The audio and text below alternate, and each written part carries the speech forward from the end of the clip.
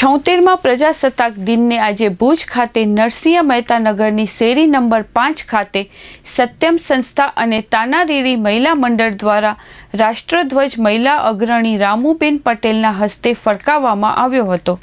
તેમણે દેશને જાળવી રાખવા અપીલ કરી હતી। દરમિયાન આ તકે બાળકો માટે રાષ્ટ્રધ્વજ દોરવાની સ્પર્ધા અને દેશભક્તિના ગીતોની હરીફાઈ યોજવામાં આવી હતી, જેના વિજેતાઓને અને ભાગ લેનાર તમામને ઇનામ આપવામાં આવ્યા હતા।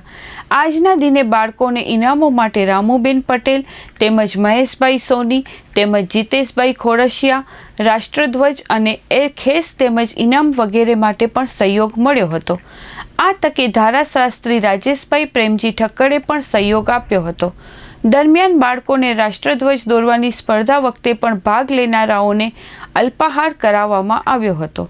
દરમિયાન નરસિંહ મહેતા નગર ખાતે યોજાયેલ ધ્વજવંદનના કાર્યક્રમમાં સત્યમ સંસ્થા અધ્યક્ષ દર્શકભાઈ અંતાણી, નરેન્દ્રભાઈ સ્વાદિયા તેમજ સ્મિતાબેન અંતાણી, ભૂમિબેન કાર્તિક અંતાણી, દક્ષાબેન ડુડિયા, ઉમાબેન સોની, ગીતાબેન જોશી, સ્વાતિબેન સોની, જયંતિભાઈ ડુડિયા, ભરતભાઈ સોની, પિનાકીનભાઈ માકણ, વિનોદભાઈ પરમાર, વેલજીભાઈ મચ્છર, રેખાબેન મચ્છર તેમજ વિમળાબેન મંગે, જયશ્રીબેન ધોળકિયા વગેરે ઉપસ્થિત રહ્યા હતા। ભુજના નરસિંહ મહેતા નગર ખાતે રાષ્ટ્રધ્વજ વહેલી સવારે રામુબેન પટેલના હસ્તે લહેરાવવામાં આવ્યો હતો।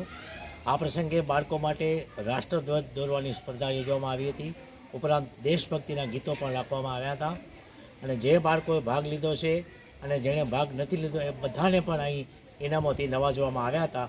આ રીતે આજે બાળકોમાં રાષ્ટ્રભાવના જાગૃત થાય તે હેતુથી આજે અહીં ધ્વજવંદન ભુજ ખાતે કરવામાં આવ્યું હતું અને આ ધ્વજવંદન સત્યમ સંસ્થા અને તાનારીરી મહિલા મંડળના ઉપક્રમે મહિલા અગ્રણી રામુબેન પટેલના હસ્તે કરવામાં આવ્યું હતું।